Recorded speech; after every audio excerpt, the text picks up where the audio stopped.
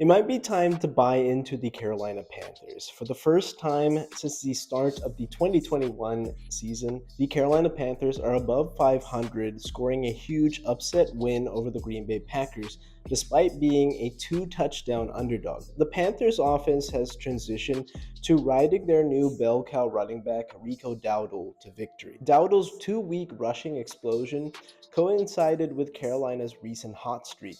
But once Chuba Hubbard returned to the lineup, Dowdle was forced to split carries. Fortunately for the Panthers, head coach Dave Canales wised up, entering week 9, distributing the backfield touches to the more explosive Rico Dowdle, as he ran violently through the Green Bay Packers' top rushing defense, setting up an aggressive, fearless tone for the visiting Panthers. Dowdle put the Panthers on his back, rushing for 130 yards and accounted for both of Carolina's touchdowns. But more importantly, his ability to knife through the Packers' interior defensive line gave the Panthers a viable method to move the ball in a low-scoring affair. But if it isn't clear already, by any means possible, get this guy the ball. It shouldn't have surprised anyone that Dowdle was the one that ripped off a 19-yard run to set up Ryan Fitzgerald's game-winning field goal. Part of his dominance has to be attributed to the offensive line of the Carolina Panthers, who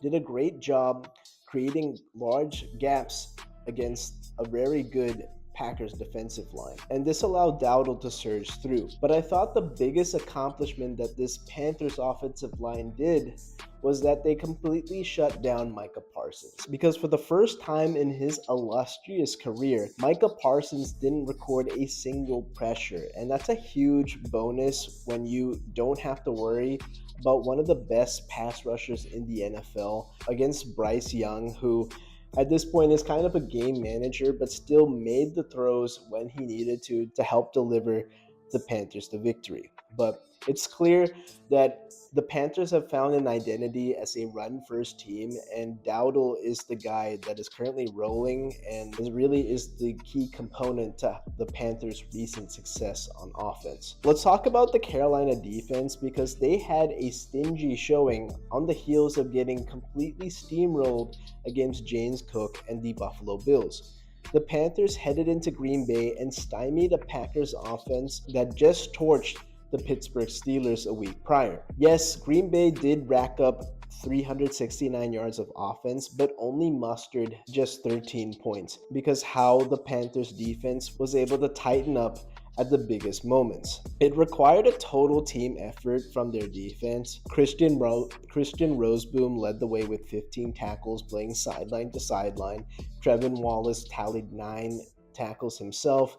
Nick Scrouton made a big difference against the run and the pass, but I think the biggest impact was from Trayvon Moehrig, who put together an excellent game, finishing with 5 tackles, including a couple of crucial stops, including a massive tackle for loss on 3rd and 3 when Green Bay was threatening to take the lead. And his biggest play of this game was an interception where he was able to cut off a pass targeted for Christian Watson, and his huge return set up the Panthers' go-ahead touchdown. One particular down symbolized this team effort from the Panthers' part, where on 4th and 8 from the Carolina 13-yard line, a play saw Love take more than 11 seconds to scramble before launching a desperation pass to the end zone, where the coverage was able to hold up as the defender was able to knock it down and force a turnover on downs. And in that same play, the pass rush was still able to deliver a nasty hit on Jordan Love to effect the throw. The Panthers played as if they took last week's disappointing loss personally, and they were out to prove it against a Packers offense that has proven to be problematic in the past. But clearly, with this newfound defensive identity and a run-first mentality on offense,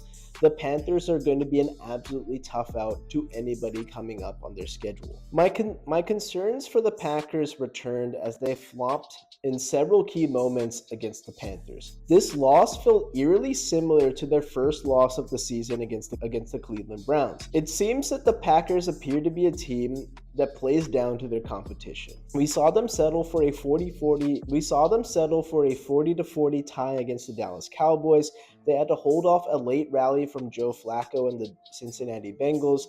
They then had to come back from a fourth quarter deficit against Jacoby Brissett and the Arizona Cardinals before finally putting together their first complete game of the season, culminating in a 35-25 victory over the Pittsburgh Steelers last week. Jordan Love had his best game of the season, finishing 29 of 35 passing for 360 yards, 3 touchdowns, and best of all, no turnovers. But right when we gained some confidence with this Packers team, they put together a mediocre performance littered with several self-inflicted mistakes. Anybody who watched this game could agree that the Packers outplayed the Panthers in the first half, but trailed 7-6 heading into the break. The second half continued the trend of self-inflicted mistakes, including a missed field goal, an interception, and a turnover on downs, before finally scoring to tie up the game. I felt that Jordan Love's decision making came under scrutiny once again because I didn't know what he was thinking when he threw that ball into triple coverage,